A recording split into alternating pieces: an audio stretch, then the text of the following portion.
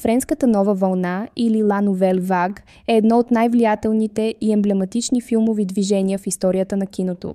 Възникнало в края на 50-те години на 20 век и процъфтяло през 60-те, това трансформативно движение не само преоформя френското кино, но и оказва дълбоко влияние върху световната филмова индустрия.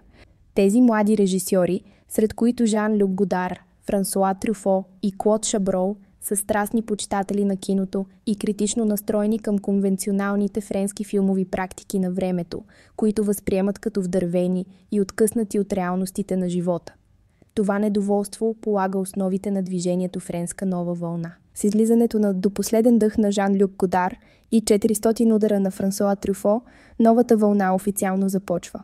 Режисьорите от новата вълна нарушават конвенциите на традиционното кино, което разчита на сложни декори и студийно заснемане. Вместо това те възприемат снимането на локация, използвайки улиците на Париж, кафенета и обикновени пространства като декори.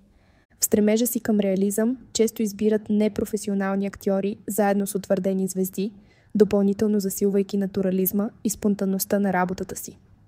Този подход рязко контрастира с изисканите и строго контролирани продукции на предишната епоха. Освен отдадеността си на реализма, филмите от движението се характеризират с експериментиране с разказни структури. Вместо да се придържат към конвенционалния формат начало, среда, край, много режисьори отхвърлят линейния разказ в полза на нелинейни, фрагментирани или епизодични структури. Движението въвежда новаторски техники на кинематографията, включително ръчни камери, скокови монтажи и неконвенционални кадри. Тези техники придават енергичен и почти бунтарски характер на филмите, създавайки усещане за непосредственост и спонтанност.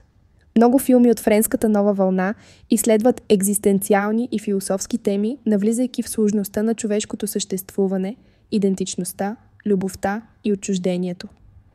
Дебютният филм на Франсуа Трюфо, 400 удара, 559 година, е емблематична творба на френската нова вълна и се счита за крайъгълен камък на движението.